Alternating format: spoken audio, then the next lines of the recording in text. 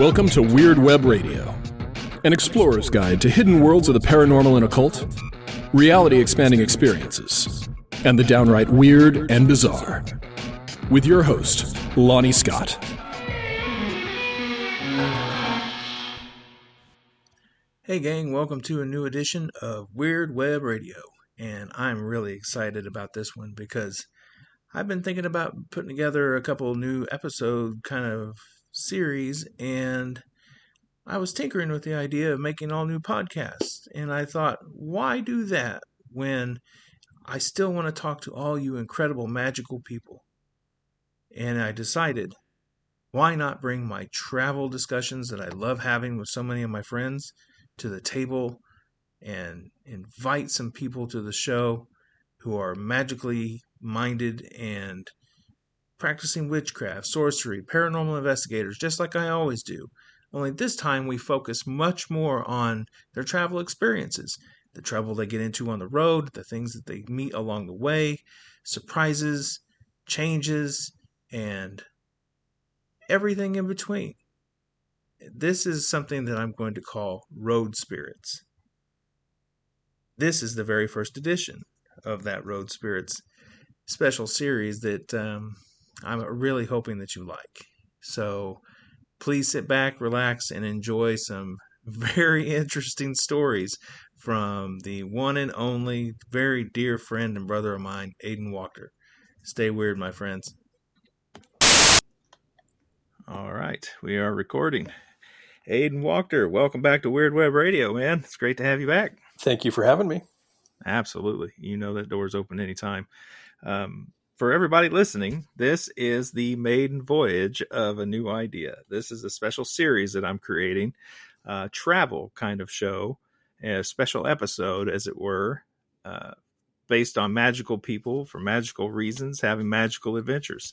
Because as we tend to do as magic using people, we go on trips, vacations, spiritual pilgrimages of all kinds and varieties, and we often find ourselves in shenanigans along the way, or upon arrival, or definitely after we leave. It transforms us in some way. So I want to do one thing for sure, since like we talked about before recording, I don't have a real plan here. So I'm going to start with why. Why do you travel? I'm a kind of a weirdo. I don't Really? travel. I don't travel much for travel's sake, but I move a lot. Yeah. I even have a note here that says nomadic. Yeah, definitely. I'm nomadic. Yeah. I have this. I don't have a concrete sense of home is why I think I do that. Like where I grew up was not my home. I was stuck there for a while. And as soon as I got unstuck, I bailed out. And then when I have traveled, that has been very much like just kind of this burning thing, like, gotta go do that. Yeah. And some idea gets in my head and it's just on, and there's no fighting it. How often have you gotten that urge? Like you just feel this burnt, like I'm not going to be here anymore. I'm unsticking this shit off on the road I go. Well, if we're just talking travel versus moving, I've done that a few times now, really just a few times. But then if we're talking moving, 20 plus, I've moved a ton. You've moved that many times. Yeah. Oh yeah. Okay. I think I'm in the high 20s, early 30s. I definitely count you among like you are a modern nomadic type of person, because I know just in our private conversations, I know you've moved a lot in some of the places you've gone. Yeah. When you start to move like that, I mean, is there something that you're like leaving, or is it more you're going towards something? Like, what is the whole drive behind so many moves? I think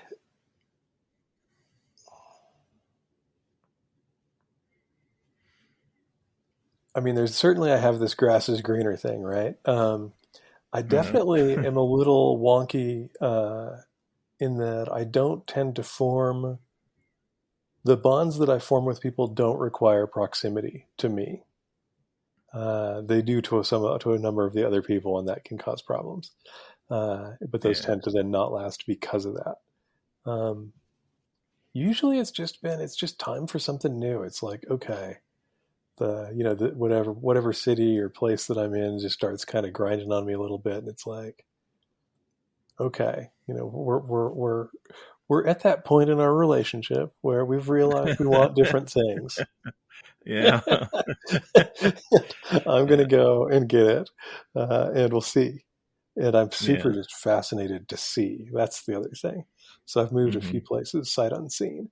Just no kidding. Decide I'm going to move to that city, never been there, never visit, not find a place to live, and just go. What's one of those times when you've decided I'm going to go live in that city that, like, I guess surprised you in a big way? Oh man. I moved to Tucson, and that was quite a surprising thing.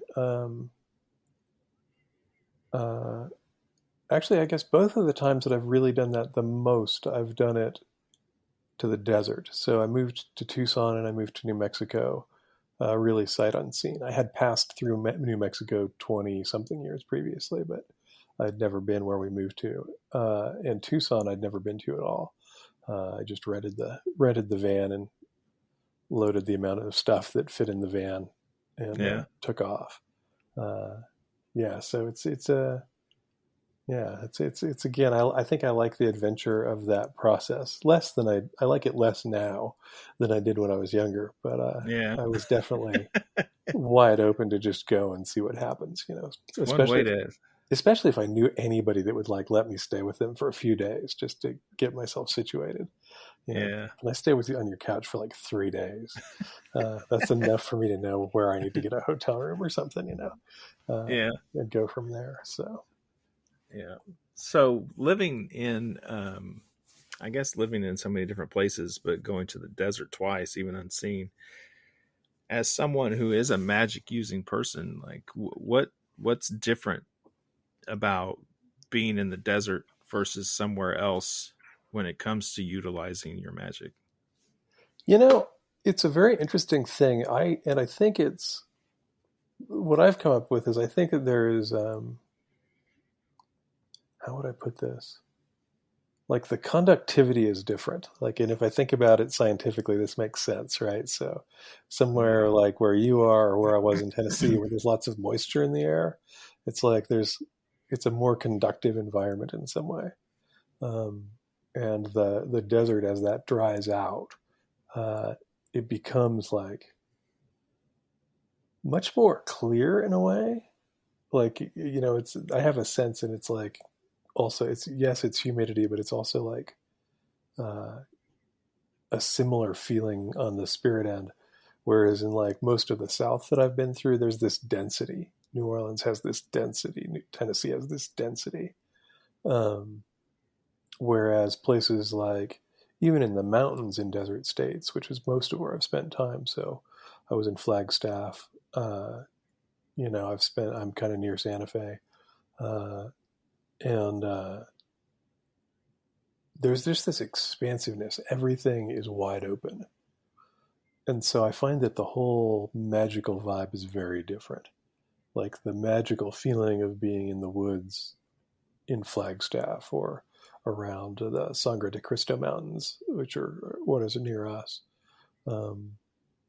is super different than being in the kind of the hollers and all of that stuff down in the South. And it's different again from kind of my time in the Pacific Northwest. I was in Seattle in that area and spent some time traveling through Portland, and I spent a long time in the San Francisco Bay Area. And there's definitely the moisture thing changes the vibe, I think. And what do you think that is? I mean, you use the word density and unpack that a little bit. What's that feel like and look like?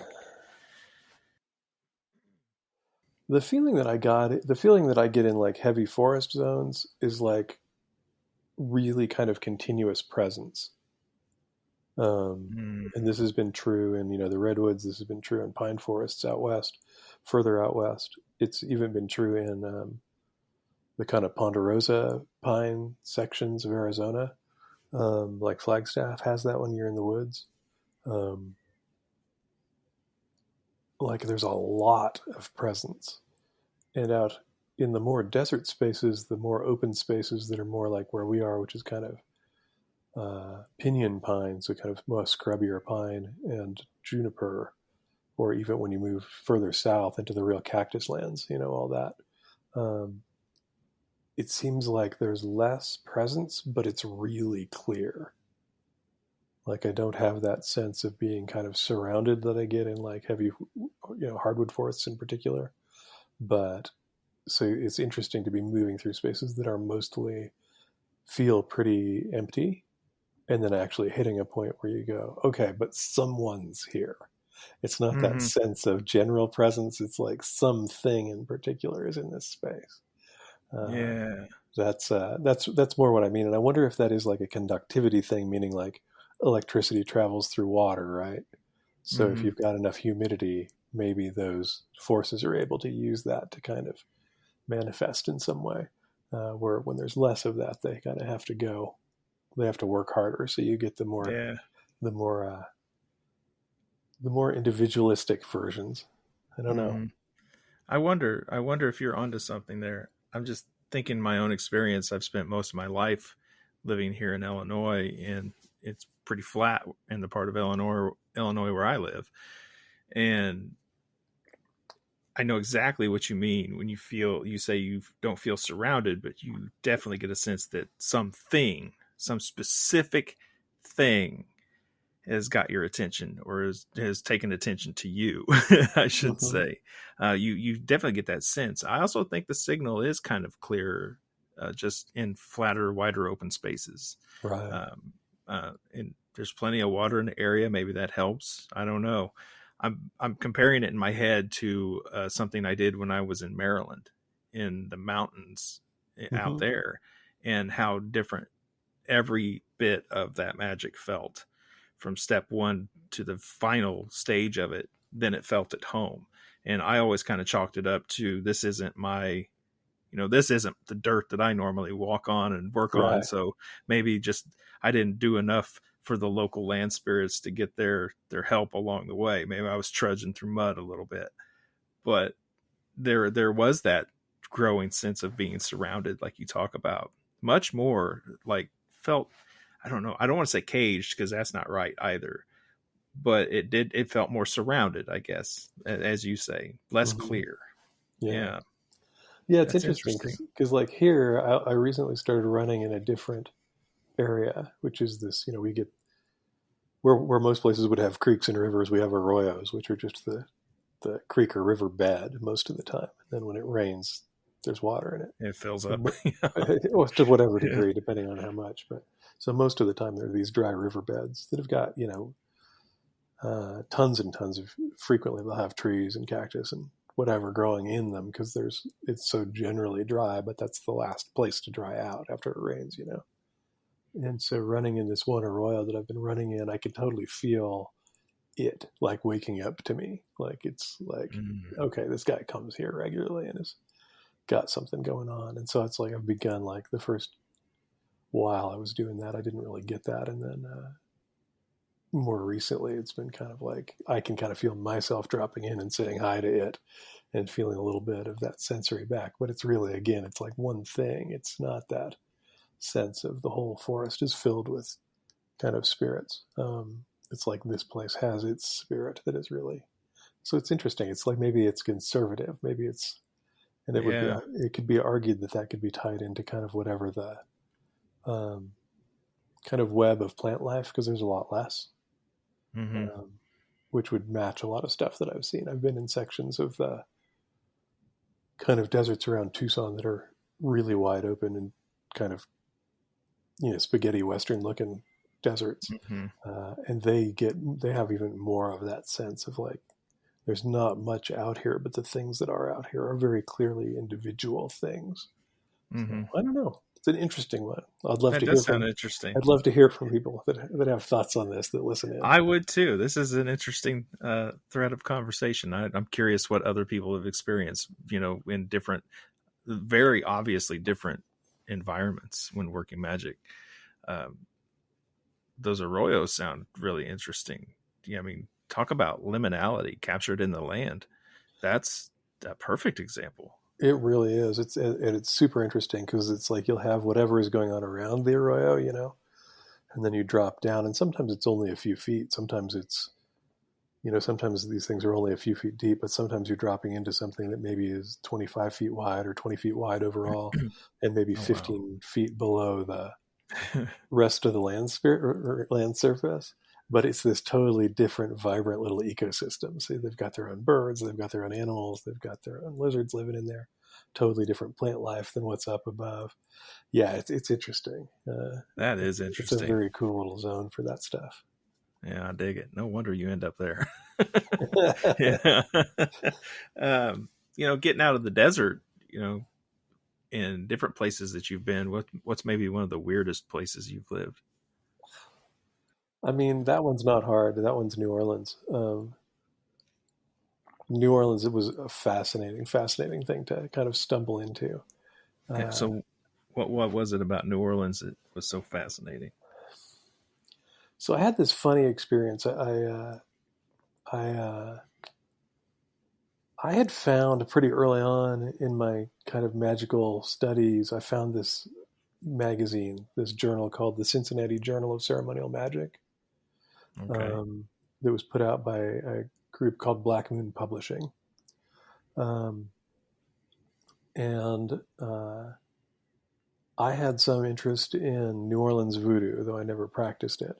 And they put out a book by a guy named Louis Martinet, who is a drummer in the New Orleans voodoo tradition, as well as being, a ceremonial magician. And he put out a book called Waters of Return.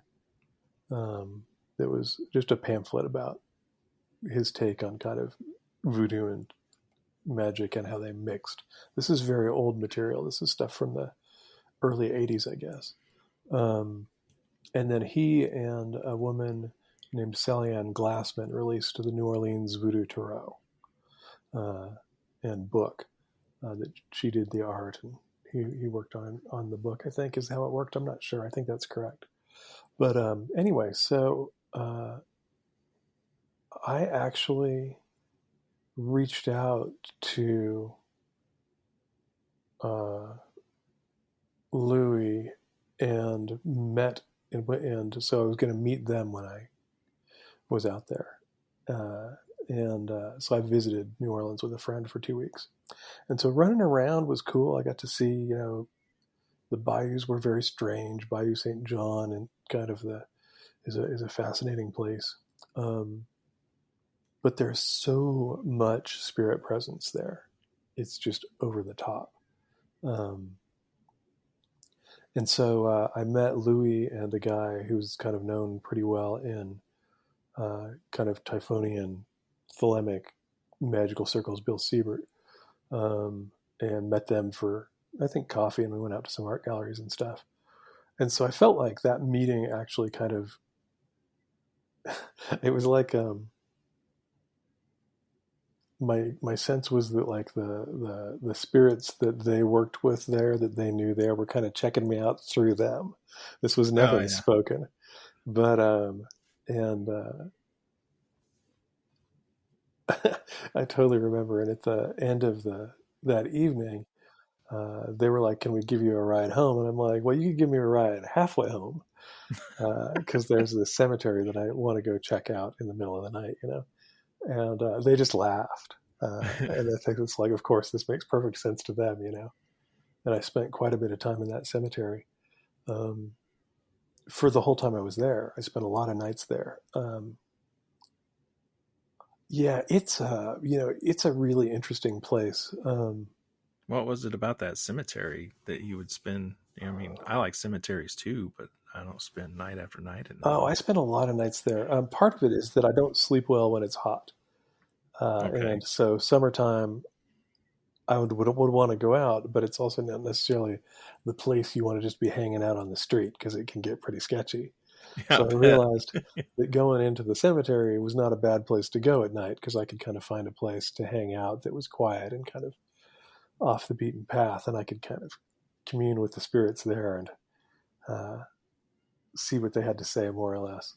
But that place just felt like home. It felt really good. That was a really cool little zone of peace. And then this is just funny, and you'll like it. It was also a really popular place for the young goth kids in New Orleans to like sneak in, and the metalhead kids to like sneak in and get high in at night. And I realized that you could really terrorize these people by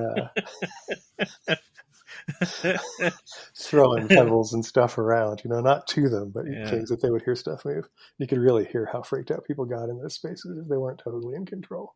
So I did torment a bunch of teenagers in the cemetery at night, which I think that the people in the cemetery really liked. I think that they thought that was very good fun. But New Orleans is just like alive. It's like a sponge of life. And I haven't been there since Katrina. I left there, I think, the last time around 99 or 97 to 99. I can't quite remember, but I have a friend that goes down to New Orleans every year, and he says it's the only way to leave the country without actually leaving the country. It really is. I have a good friend of mine, and her girlfriend came while I was living there the first time, and came to hang out for. So we went out to dinner, and her friend was Panamanian, who had grown up mostly here, may have been born here, but had spent a lot of time in both places. And so they had just flown in, I think, took the shuttle to the hotel, and then I met them at the hotel and walked them out somewhere to get food. And about an hour and a half into it, her friend is like, "This is Panama." Because this feels like the city I live, spent time in Panama. And I think it's really not very much like the United States at all.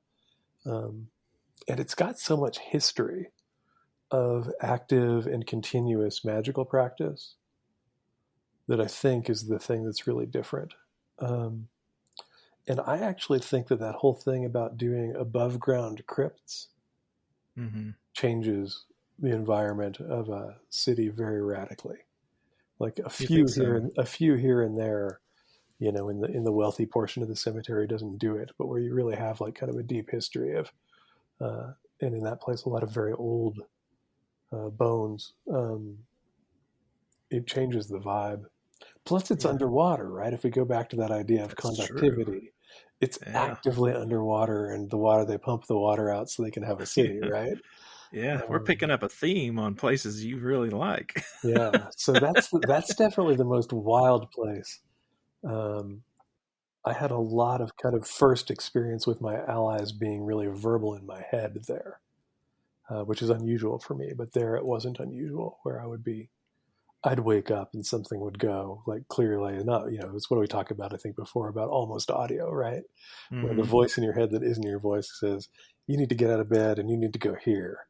And just wait, but you got to go now, and that happened all the time when I was there. The signal's clearer there too. That's interesting. I like how you point out something about the above ground crypts creating some kind of different vibe for the city. The thought that pops into my head immediately of whenever you say that is that death is less chthonic there. Yeah, it's much less underworld, I guess, and much more imminent and present in our living spaces. I wonder if that's part of what it is. It's just that subtle influence, even of simply knowing that those tombs are there like that. Well, and it's also not subtle. Because I don't remember what the name of it is, but I was taken once to see.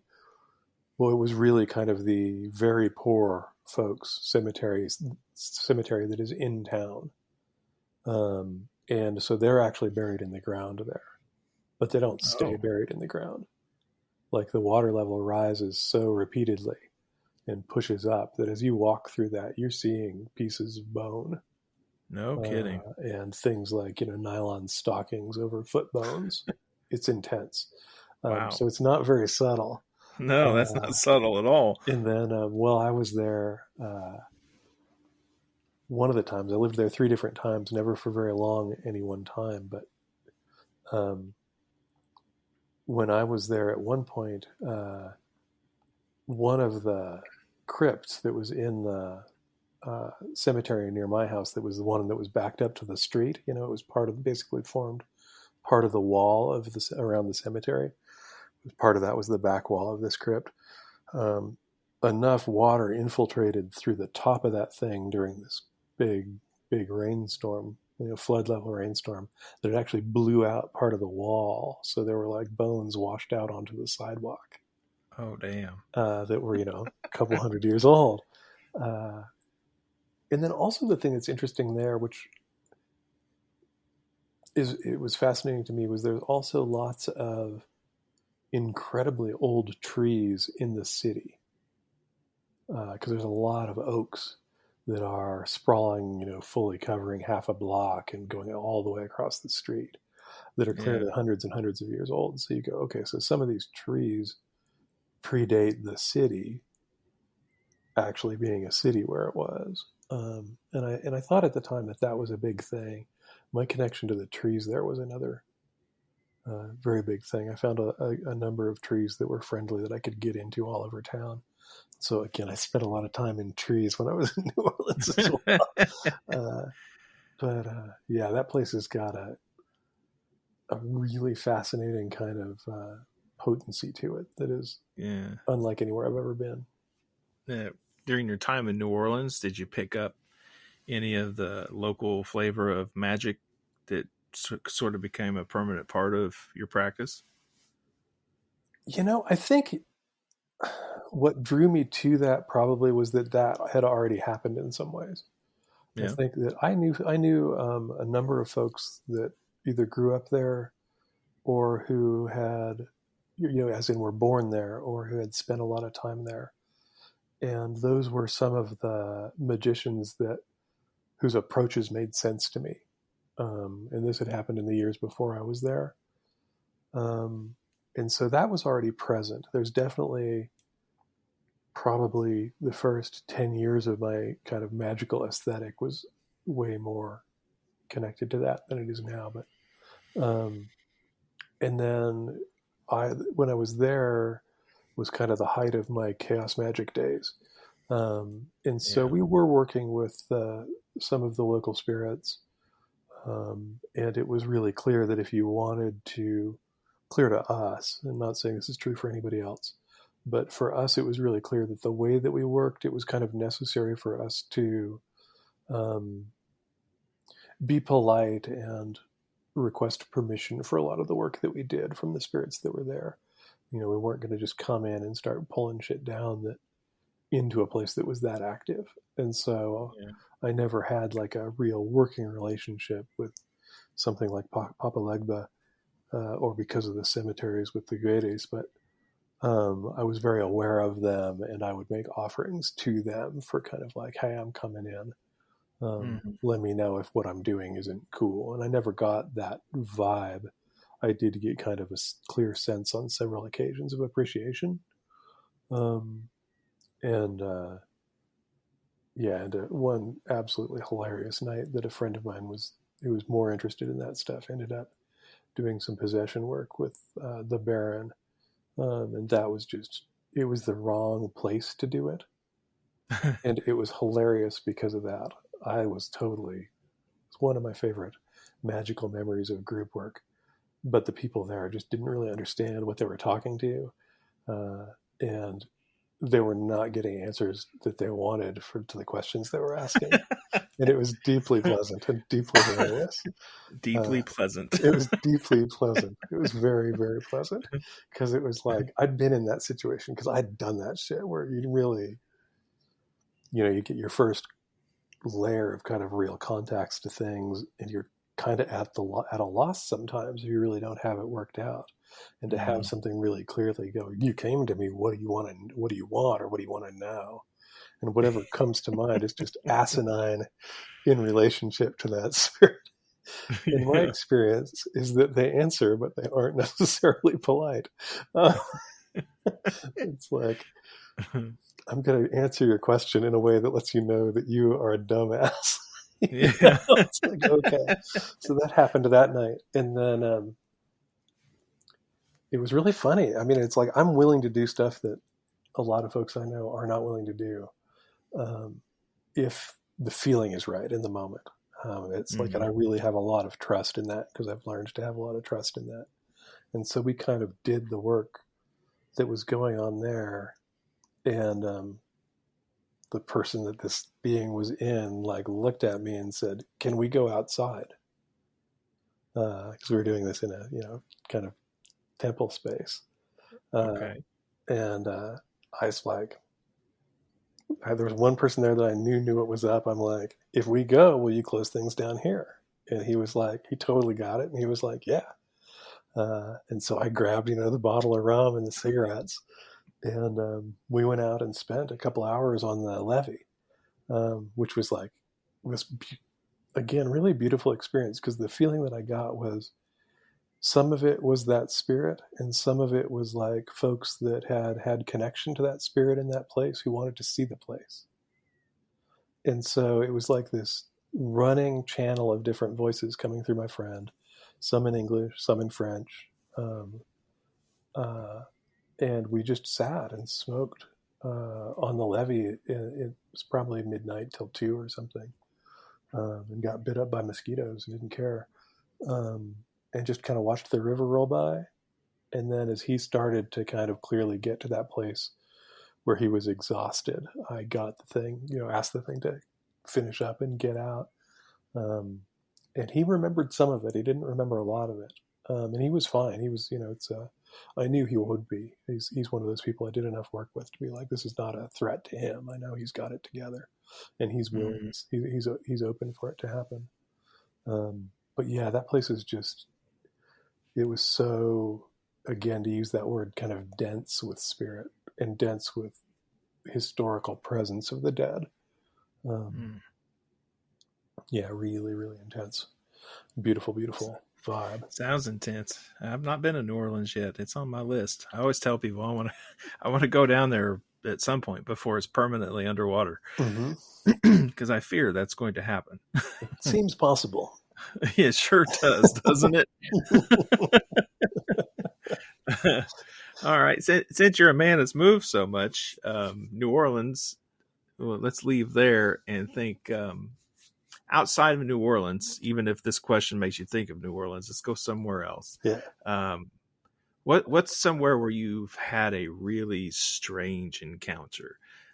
We're thinking along your magical work and something. Yeah.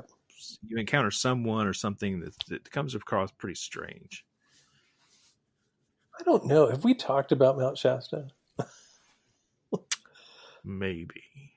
Let's talk about Mount Shasta. And then people can compare and see how weird my memory is. Right. I've talked about it in other places, and I never claim the same story comes out the same way twice. So yeah, memory is not a VCR, folks. It really isn't.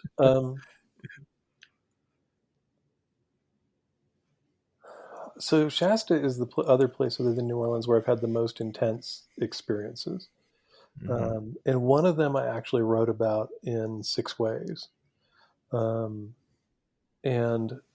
that's a good one. We'll do that one. And so the experience that happened there was I was staying with a friend of mine who is a traditional witch, though I don't think this is a language she would use, but she's the first witch I met in real life, and we became friends. She was a good bit older than me. I was probably...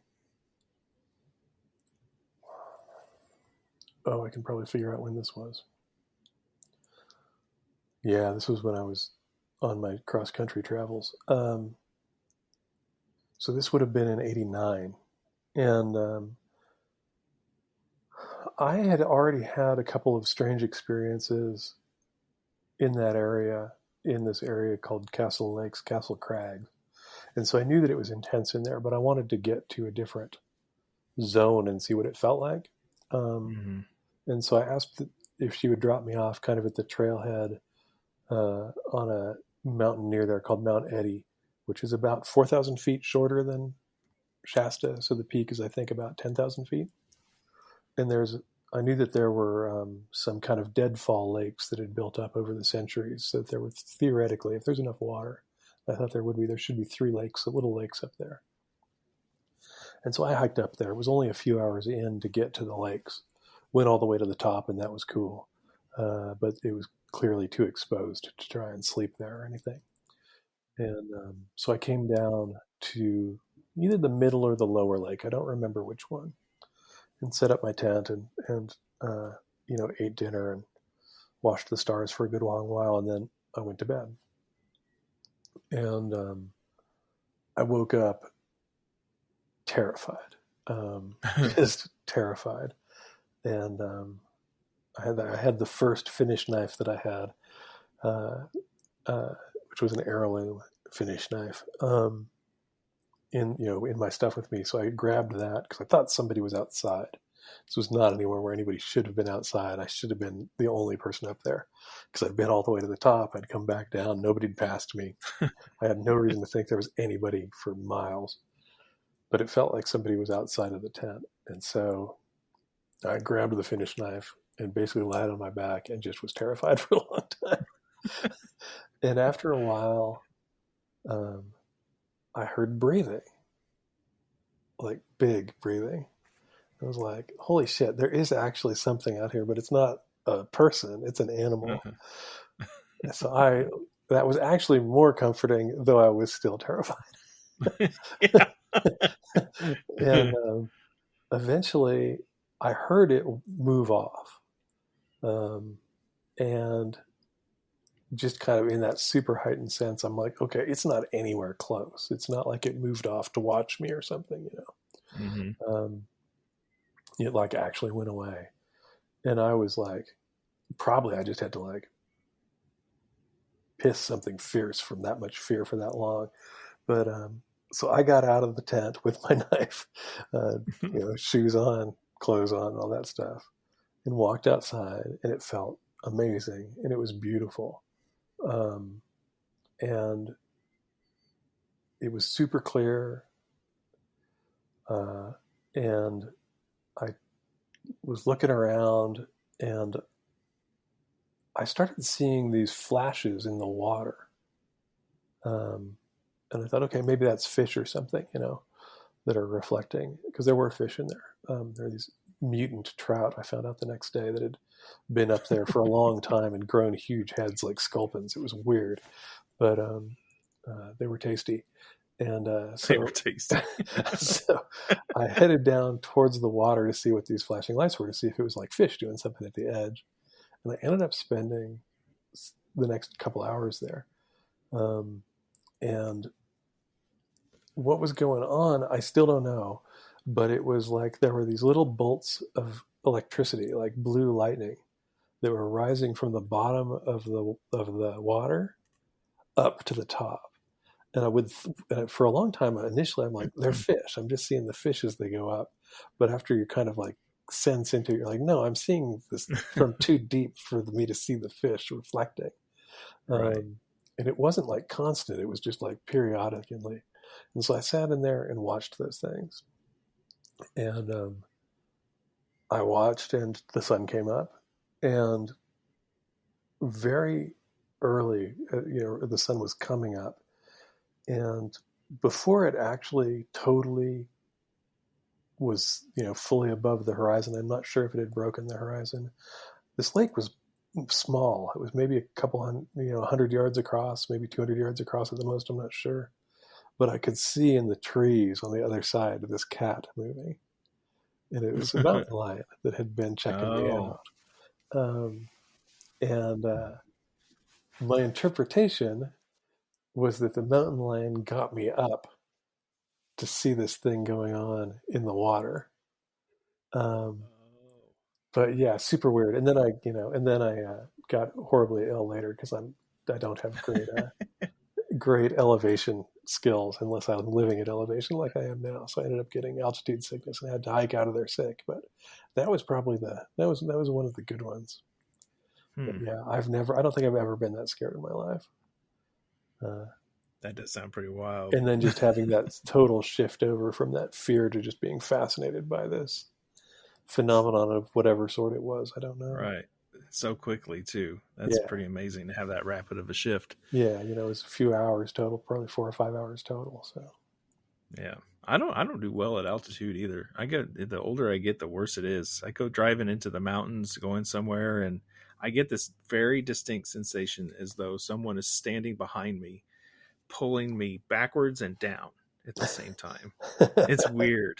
I get splitting headaches, and if I don't go down, then I throw up, and it passes in a few days. But I've been living at elevation now for years, so I don't get that anymore. You're better now. Yeah, I almost come running back to flatlands when I'm in elevation too long. Let's see. What else should we talk about here? Have you ever taken a trip just for magical reasons? The end destination or the journey itself in mind as some sort of magical development or discovery? I think I did that. I did that twice that I know of. In one, I did that. I hopped a train in Petaluma and headed north, and this was on that trip that I did where I had this experience in Shasta, and then ended up spending quite a bit of time with a woman who I knew through folks in the OTO in Seattle, and meeting a bunch of folks that were tied in, that were part of that group organization there, and then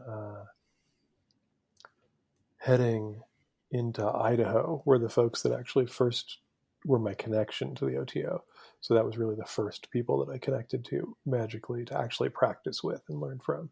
They were living on a homestead in Idaho, and so I went out there, and then continued on from there up into Canada and across Canada to hook up with some folks that were in the Temple of Psychic Youth in Toronto. Okay. And that was the first of those trips. And so for me, it was more about the people than the place. And wanting to I wanted to see what it was like to travel like that, because I did that on freight trains and hitchhiking, and kind of get over my fears about both of those things. I'd done some hitchhiking in a group when I hitchhiked from, where did we hitchhike from? Like Seattle into Anchorage. But that was with a group of people. I did this one alone. And then the second time was again that I went to England to hook up with, I had cousins that were in Chiswick. And I wanted to go, and I'd been invited to spend time with Genesis and Paula Peorage, who were running the Temple of Psychic Youth. And so I went and hung out with the cousins in Chiswick, and then spent a couple weeks out in Brighton with Jen and Paula and their kids. So those were the two kind of biggies that were kind of specifically magical journeys. You do all this traveling and you go all these different locations. I mean, as someone who's using magic and sorcery, you've got allies and relationships everywhere you've gone. And when you go somewhere new, you're going to encounter new ones and try to figure out what it is about the local places that connect to you best. Yeah. When you're leaving a place, when you leave the previous home, how do you tie up those knots? How do you leave it in a proper magical way, I guess? I am kind of I don't know that that's a thing for me. Part of that is I always feel like a visitor. There's never been a place that I've been that said where I say I'm home. I have houses. I have places New to Orleans stay. Sounds like it came close. Yes and no. I mean, I didn't stay there long either. Yeah. I loved it, but it was not really we weren't a good match if I was ever going to sleep. Too hot for me. Yeah. Yeah, it's I am polite and I make offerings on my way out, but it's not nothing. It's nothing extravagant. I do try and leave all of the, unless there's something that's really become a tool that is going to travel with me. I do try and leave all of the materia that I acquire in one zone, in that zone. So like I had a bunch of plant matter that I had collected in New Orleans, and that stayed when I left. And same thing with Flagstaff. The things that I'd kind of harvested on my own, I didn't take with me. I brought them back out into the wilds. But that's about the extent of it. To me, it's, again, I think I'm a traveler. I think I'm a bit of a wanderer by nature. So I think everyone is aware of that. I think that that's not just an awareness that I hold. I think that the things that I encounter hold that too. Yeah.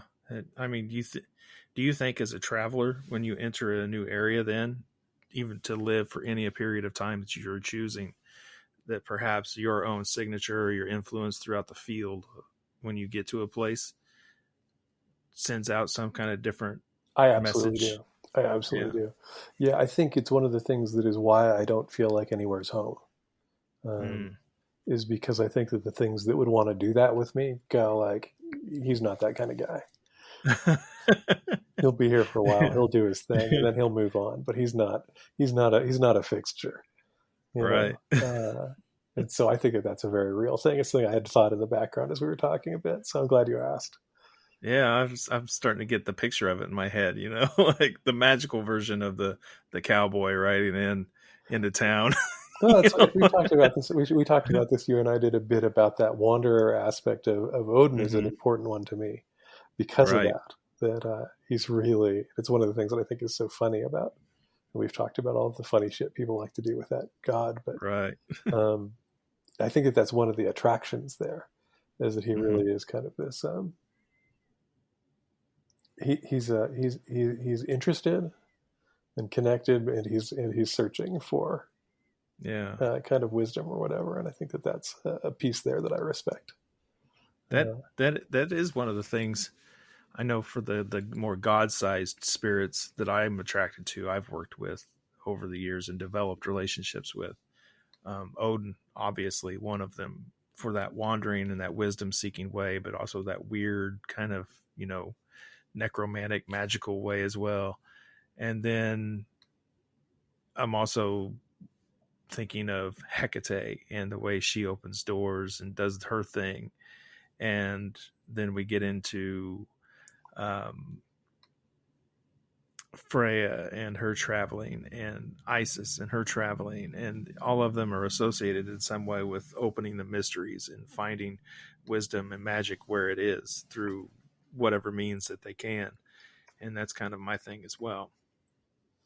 And after technical difficulties, rambling again. Funny enough, the technical issues pop up as I start talking about Odin and Hecate and Isis and Freya. The whole gang of opening doors, cracking open mysteries, doing the things they do, all working with the dead in some way as well. Like these are the God-sized magical beings I work with. I'm attracted to. For those big named spirits, they've got to be like extra weird for me. Well, it's funny too when I was thinking about that, because if we think about that, like you go to New Orleans, you go, yeah, that's like heavy liminal space. You go, I'm deep out here in Coyote Raven country, right? They're the primary beasts out here. So it is what it is. It is what it is. I don't even remember how we got on the topic of them. We're talking about wandering. We're just wandering, and how the spirits treat you as a wanderer, because they do treat you differently, I believe. I think you're probably right. They know I'm not shacking up for too long. That's a fact. Somebody moves 30 times. My goodness. I'm amazed you even get time for the post office to figure out where your mail goes before you're off to another place. It doesn't always happen. Okay. In all of the travels, are you one of those people that frequents or likes to use your local metaphysical kind of shops and stores along the way? When I can find them, yeah. Any of them really stand out in memory? Yeah. Back in the 80s, Tenzing Momo in the Pike Place Market. I don't know if it's still got the same vibe, but that's in Seattle. Um, you know, the first place that kind of really got me going was uh,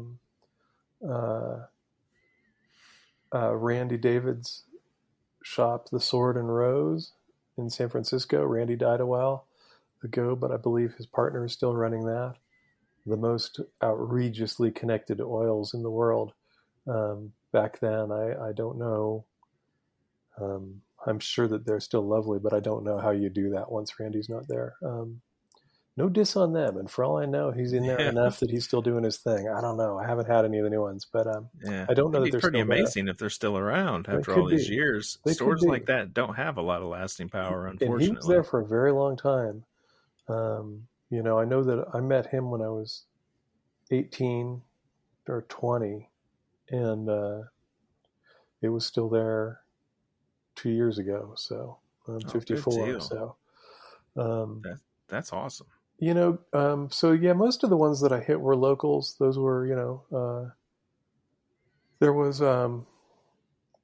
the place that I probably connected to energetically the strongest was actually the Voodoo Spiritual Temple in New Orleans, which was run by Oswan and Miriam Shamani. Oswan's gone, but Miriam's still there. And again, I don't know why. I was only there for one ritual as a guest of Louis. And I never met Oswan. He was, I think, gone before I got there. But I had this thing when I was there that I would dream of him. And I think I talked to Mana about this for the podcast that just came out today, but I'll throw it out there again, that I had this thing where I dreamt about him multiple times. And I had this strange event where something had come up, and I went in there, and I had like this, I needed to make an offering to, and it was going to show me who I needed to make it to. So I like walk in, like pull out my cash, a couple cigarettes, because they've got this is nothing I would do normally anywhere because it's so disrespectful, and I totally get that. So I wouldn't have even done it then normally. I don't know what, I won't claim I was entirely involved or entirely in charge. And so I go walking over to this altar, pull out, $40 and whatever was left in my pack of cigarettes or whatever, and set it on the altar. And whoever's working in the shop says, "You can't do that. These are like working altars." And Miriam from the back, who can't see me, shouts out, "It's okay. He's a friend of Oswan's." I never met the guy. I only met her once, like 2 years previously. She can't even see me. So that one was just one for like, okay, everybody's fully connected there. And then, yeah, just like random places. I found a cool one in Philadelphia. I don't know what it was called. Just the one night I was in Philadelphia, I was traveling through, and some folks took me to see Melissa Etheridge a million years ago. And then we went wander in the streets, and I found some strange metaphysical shop in there. But trying to think if there's any others that really like stood out. I don't use them as much as a lot of people do. I don't think a lot of people use them as much as they should. Yeah. Because we're going to miss them when they're gone. I know to be true. Gone, I know. But I did always try and buy all my kind of candles and stuff when I was in cities from whoever was local and doing that business. But I tend to be such a scrounger out in the weeds looking for the main stuff that I haven't done a lot of that. If there's a good herb store, they get my business, But trying to think, I can't think of anything else super wild there. Bookstores more than the metaphysical stores. Yeah, definitely. Atlantis Books, Scoob Books in London were amazing things to find. I have no idea where this bookstore was that I walked in on that same hitchhiking trip across Canada, but I don't know if I was in the U.S. or Canada. It might have been in kind of Western, could have been in Spokane, Washington, maybe. But I wandered into some vaguely occulty, theoretically shop, like a shop that had a couple of books in. Yeah, it was Spokane. It was Spokane because I was so sick with heat stroke that day, and I remember that. And I walked in and was so relieved to drop my big ass backpack and be in air conditioning first. And the guy said, "Can I help you find anything?" And I said, "Yeah. Do you have a copy of SSOTBME?" Which is an absurd request anywhere in the world at that time, let alone like desert. Even more so now. Yeah. Not as bad as it was then. And he's like, "Yeah, actually I do." And pulled one out. And I ended up buying a few books from him and hauling those across country with me and bringing them back home. But yeah, so things like that. The first guy that kind of got me into chaos magic worked at a bookstore called Logos in Santa Cruz that I imagine is still there. And we met on a bus, and when I came in, he said, "Well," I said, "I want you to get me started. Give me the actual. I know some people who practice. I do a little bit, but I don't know what I'm doing. Give me, you give me the reading list." And I walked into. He said, "Well, come into the bookstore tomorrow, and I'll have some things for you." And he gave me a stack of books like this deep to buy. And that was mostly Crowley and Golden Dawn because he was OTO, but it also had Liber Null and Psychonaut in it. So, that one was the game changer for me. I've talked about it on the show before. I don't remember if it was with you or not, but yeah, Liber Null and Psychonaut, 17 years old, handed to me by a guy who says he's my friend. Says, "This is some dark, weird shit. I don't like it. I think it's for you." Exactly. Well, and that was one of those things, is if the goal was to turn me into a good Thelemite, giving me that along with the rest of that style stuff was a poor choice, because it gave me a very good filter for all the rest of the stuff I encountered for the next few years. Yeah, but that's fucking awesome. Yeah. But and then there's also the things that have been really big to me, which is funny. I am not a religious person, but I have always used Catholic churches for magic. So not as a religious, you're not a religious person. Yep. But the Catholic Church doesn't get much more religious than that. I know. And so what's the plug-in? Do you stay outside? Do no, you go indoors? I go in. I'll go and do mass. I don't do that very often, but I have done it a few times. When I was on that road trip again, like I did most of the magic that I didn't do out in the parks, because big city parks are incredibly magical places usually, because you have to figure out where the magicians go. But if you're in a place that doesn't have a lot of places to do magic outdoors, they will be working in those places outside. And so you can find kind of the power centers that have built up over time. But there was a beautiful little tiny Catholic church in Seattle that I did a lot of work in. I go in, make my petitions to the spirits, the saints, to the Virgin, whoever. I don't really deal with the main man there. I call him the drowning god. Yeah, I don't really do work with him, but I like Guadalupe if she's around. Archangel Michael is usually present. And I am a big Saint Benedict fan. Again, I don't do what you're supposed to do. Like, there's people that will teach you how to work with the saints. And I'm sure what are more respectful ways. I don't do that. But like that is a power. And what is it about Saint Benedict that attracts you? He will kick some ass. He is I use kind of my as far as kind of my allies are on the protection end are mostly Saint Benedict and Michael. They work well together. And Saint Benedict, he just doesn't give a fuck what you throw at him. He's like, it's not a problem. And so I just go in, I make my petitions, I buy the candle, I light the candle, I do my thing over the candle, and I leave. I've done that all the time. Every city I've ever been in, I think that I've walked by a Catholic church that I've been there for more than a day or two. I go in and do work in the churches. Yeah, I've sat inside a Catholic church exactly one time in my entire life, and it was for a wedding. Mm-hmm. And they did a full mass for the wedding. They're like up, down, up, down, up, down. I watched them do their thing. I didn't participate in all the up, down. I don't like I said, I call their god the drowning god, because any being that wants to claim in its mythology and brag about drowning the world, but for one special family, is not my kind of absolutely power. not my people. Fuck you and fuck you forever. You know? Absolutely. But I was very intrigued the whole time in there. My senses were constantly drawn to off to the left, and I'm guessing every Catholic church is set up with the same They feel. aren't.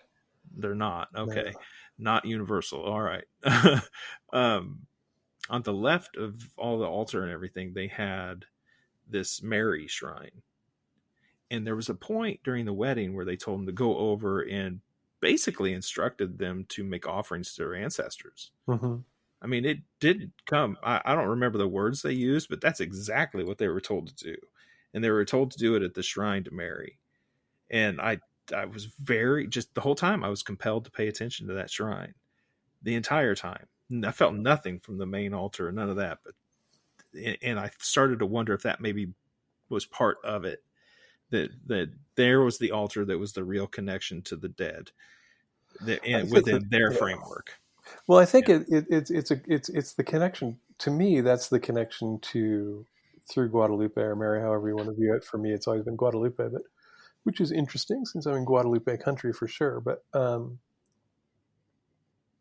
me, that's the power behind that church from a magical perspective. That you have the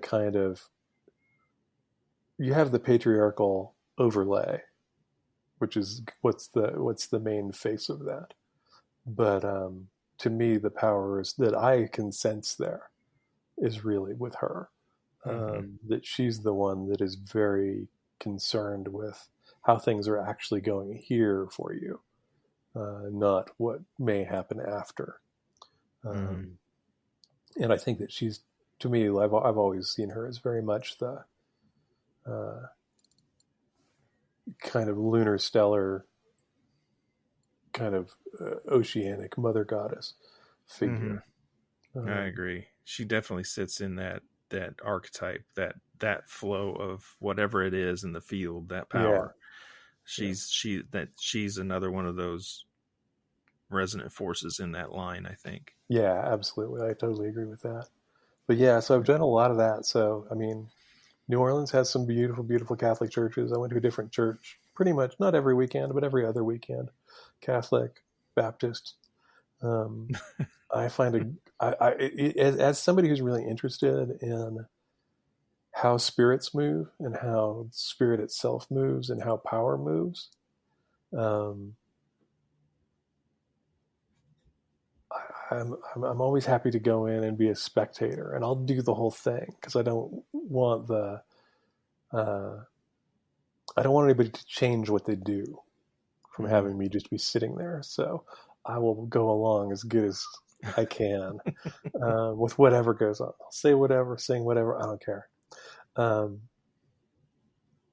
Because the power dynamic is fucking amazing to me. It's incredibly beautiful. And yeah, my favorite church, I couldn't tell you what it was a Baptist church in a very poor neighborhood in New Orleans. And that guy was the bomb. That guy knew how to do that job in a way that nobody else I have ever seen. Not film portrayals, not anything else. And he's the only time I've ever lost it in any kind of religious ceremony. That I went in there, did the thing, was ready to do the thing, and a young girl who was part of their parish had died. And his commentary on what that meant to him for someone who he believed was spiritually ready to go wherever you go was just stunning.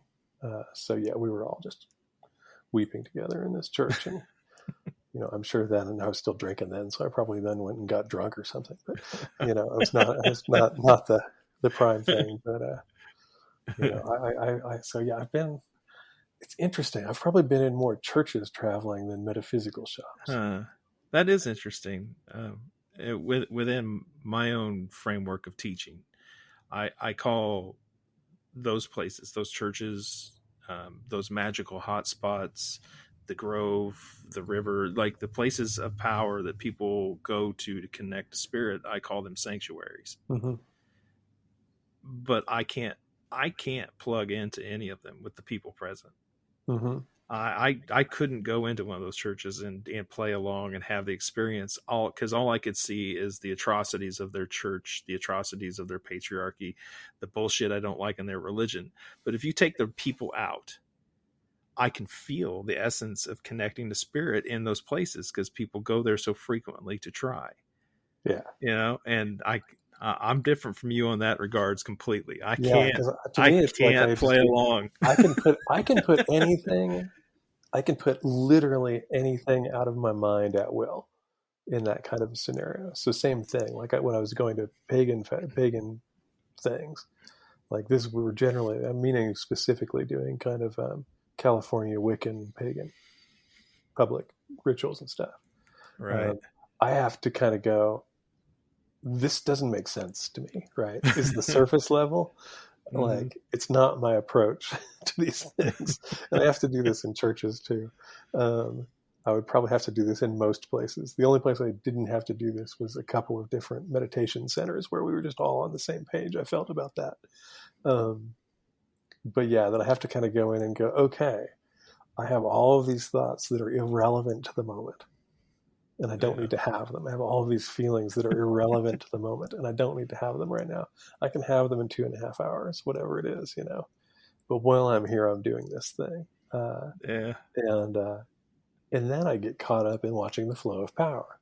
So like in those pagan things, the thing that was interesting to me was going like, who's got it? Who's got the juice? And dudes, just, I'm going to throw this out there because dudes in the magical community tend to have, more so than the ladies, tend to have their heads up their butts. It is always the ladies that had the juice. You would have a few occasional men that had the juice, but the ones that were tapped in were almost always the women. I can see that. And so that's where I would get caught, right? As you go in and you go, okay, we're doing this production, and often these things are kind of like done as kind of like big ritual productions where there's maybe 10 people involved, and you go, okay, there are 2 people holding this whole thing together. And it's not about stage direction or anything. I mean, talking about actually on the kind of spirit power level. So that then becomes fascinating as to watching how are they kind of wrangling and harnessing the more stray energies that people are throwing out there. I used to see that a lot in the Gnostic Mass, like, because I've seen hundreds of Gnostic Masses from my time in the OTO. That usually it was 1 or 2 of the 3 people that was actually making it work. If the other person was not able to kind of maintain that flow, Same in group work. When I was doing group work with people, I'm sure I was the dead weight sometimes, and it's just a fascinating. I love watching the power move.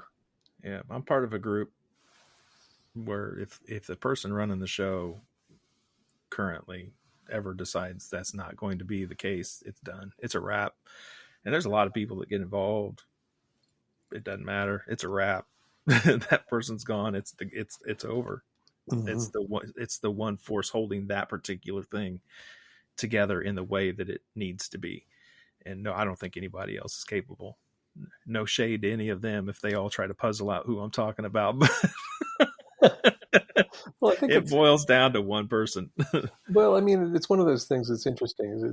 It's totally dependent on the scenario, right? Like, I don't think I'm as good of a public ritualist as I am a private ritualist. No, I'm dog shit at public ritual. But there have been times where that was not the case. And so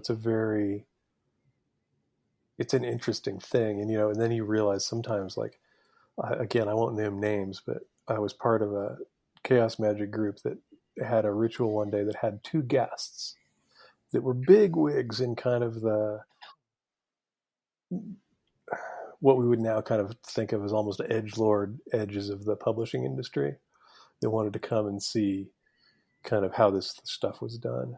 And after that night, I knew that I was on with the part that I was doing, and there were a group of 3 that did their thing, and they were really on.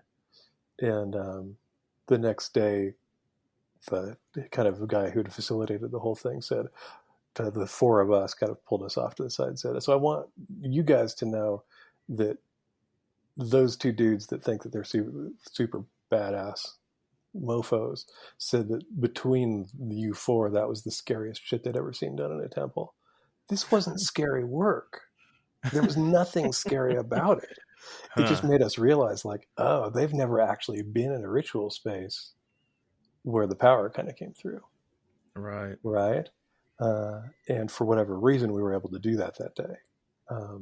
And so you go, okay, it's just such a fascinating thing. So I don't care where I get to watch that. Same thing. It's how I feel at rock and roll shows, right? It's like, if I don't have to like the music that much if you've got it. You're onto something there. Like concerts, raves, like just music loud enough to touch you. If you got the right DJ that's got it, it's you're in tune, man. It's still tapping in. It's just a different kind of church. It totally is. Yeah, there's a term that I've been using a lot ever since. My favorite fiction writer is science fiction and crime writer named Elizabeth Hand. And Liz turned me on to this book called Tapping the Source by a guy named Kem Nunn. And I love that term of that title. It's a great book for kind of strange noir. Southern California surf noir is really what the thing is. But that term of tapping the source, that's to me what you're after. Everything else is tools to tap the source. And if you can tap the source, then it's golden. It doesn't really matter what the structure is. Yeah, I'll agree with that one.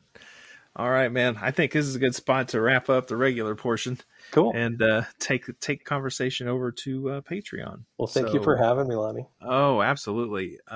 So where can folks find you and all the work you do? I've got 2 books that are available through Amazon and all the other online retailers, 6 Ways and Weaving Fate. And you can find everything else about me at aidanwachter.com. And I'm on Twitter, Facebook, and Instagram. And lots of podcasts, too. And a hell of a lot of podcasts. I think you are now officially, because I talked to Dara day before yesterday. Yeah. So I think that this is going to be the one that pushes it over to 2 solid days. You could, if you were crazy enough, listen to me talk on podcasts. I think we just hit 48 hours, my friend. You're now the Lord of the Rings marathon. Totally. All right, folks. Well, thank you again for listening. Thank you for being here. I appreciate it. The way books love reviews on Amazon, podcasters like the show getting shared. So if you enjoyed this, you got anything out of it, please share it around all your networks. Let people know to come check out Weird Web Radio. Meanwhile, we're taking the conversation over to Patreon. If you want to join that and get access to the rest of this conversation, where it's going to get a little bit more weird and a lot more fun, you're going to have to go to weirdwebradio.com, click join the membership, or go to patreon.com/weirdwebradio. Come join the even weirder side of Weird Web Radio. It'd be an honor to have you. Stay weird out there, my friends. And now it is bonus audio time. Awesome. We get to pay taxes. Yeah. All right. So for your third visit, it's funny. The audio people just heard at the end of that episode says, do you want to hear how they just answered that question? Whose resting place do you most want to visit, or blah, blah, blah. You've answered that question twice. We're not going there today. Like I explained to you before we started recording, I want to do something that I've done with Evo and Jason now as well in the 2 previous episodes for being recurring guests. Something based on the old British TV show QI. So all the questions you're getting, except for one, are going to be inspired by a word that starts with the letter A, being the first letter of your name. Sound fun? Awesome. All right, let's do the thing. First word, arcana. What's the weirdest thing you've found in magic? Like the weirdest shit you've encountered. Oh, man. Okay, straight up. Do you want to hear how they just answered that question? What famous person's resting place would you most like to visit? That and many others, including what they think about the afterlife, what they may or may not do in cemeteries, what are their traditions and magical practices that have to do with the dead, folklore that surrounds their homes, and so much more, available for only $5. $5 a month. Even if I make more than one episode in a month, it's still just $5 a month at patreon.com/weirdwebradio, or go to weirdwebradio.com and click join the membership.